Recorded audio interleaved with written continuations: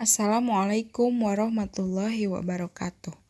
Saya Nadia Fadilatun-Nisa Hilmani dari jurusan Bimbingan dan Konseling Islam UIN Sunan Gunung Jati Bandung. Saya akan sedikit berbagi tentang pembahasan relasi atau hubungan antara akal dan hati menurut pandangan Al-Ghazali. Pandangan Al-Ghazali terhadap realitas akal dan hati sejatinya bisa dikatakan merupakan representasi pandangan Islam secara keseluruhan terhadap entitas jiwa manusia. Pendapat ini tidaklah berlebihan mengingat argumentasi Al-Ghazali berdasarkan Al-Quran dan hadis, serta pengalaman Al-Ghazali di dalam intelektual dan spiritual sebagai seorang faqih, mutakalim, filsuf sekaligus sufi. Al-Ghazali juga bersikap adil di dalam memperlakukan peran akal dan juga hati. Maka maksud relasi antara hati dan akal ini adalah untuk mengoptimalkan peran keduanya dengan memahami fungsi dan batasan masing-masing di antara hati dan akal. Fungsi dan batasan tersebut bisa dikaji lewat sifat dan persamaan antara keduanya.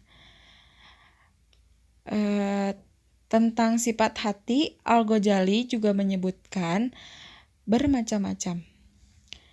Hati bisa bersifat halus dan lembut, tapi hati juga bisa bersifat suka berubah, berpindah, dan berbalik, sehingga dapat mempengaruhi tabiat manusia untuk ragu-ragu di dalam bertindak. Hati juga biasanya seringkali meragukan akal sehat, menafikan kebenaran, dan menuruti hawa nafsu, sehingga hal ini membuat manusia berbuat kesalahan dan kerusakan. Meskipun yang namanya hati kecil tidak akan membenarkan. Selain halus juga, entitas akal dan hati juga bersifat goib atau tidak dapat dideteksi oleh alat indera. Sifat akal yang imateri ini sempat menarik ilmuwan fisiologi yang bernama Benfield untuk membuktikan aktivitas akal secara empiris, serta membuktikan akal adalah aktivitas otak. Penelitian yang dilakukan dari tahun 1930-an sampai 1975 ini akhirnya mengalami kegagalan dan diungkapkan di dalam bukunya yang berjudul The Mystery of Mind, dengan kesimpulan akhir bahwa akal bukanlah otak, tapi akallah yang mengawasi dan mengarahkan dalam waktu bersamaan. Kegaiban akal dan hati ini juga menyimpulkan bahwa entitas ini uncountable dengan ukuran ruang dan waktu. Dia tidak bisa dibagi. Kalau misalnya sekiranya dia bisa dibagi, pasti dia mempunyai bentuk serta ukuran. Kegaiban entitas ini sesuai dengan kemampuannya di dalam hadis qudsi yang berbunyi, "Langit dan bumi tidak mampu meliputiku, tetapi hati hambaku yang beriman mampu meliputiku."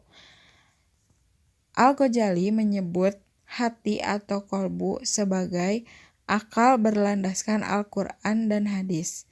Di dalam Al-Quran, komponen yang mampu berakal adalah hati, sebagaimana firman Allah dalam surat Al-Hajj ayat 46 yang artinya, mereka mempunyai hati dan mereka berakal dengannya. Atau di dalam surat Al-A'raf ayat 179 yang artinya, mereka mempunyai hati tetapi tidak dipergunakan untuk memahami ayat-ayat Allah. Akal disebutkan di dalam Al-Quran sebanyak 49 kali, semuanya dalam bentuk kata kerja dan tidak satu pun di dalam bentuk kata benda atau isim. Akal juga diungkapkan di dalam Al-Quran dan Sunnah, tidak sebanyak penggunaan kata hati. Hal ini juga menunjukkan bahwa akal bukanlah suatu substansi yang bereksistensi, melainkan suatu aktivitas substansi tertentu, yaitu hati.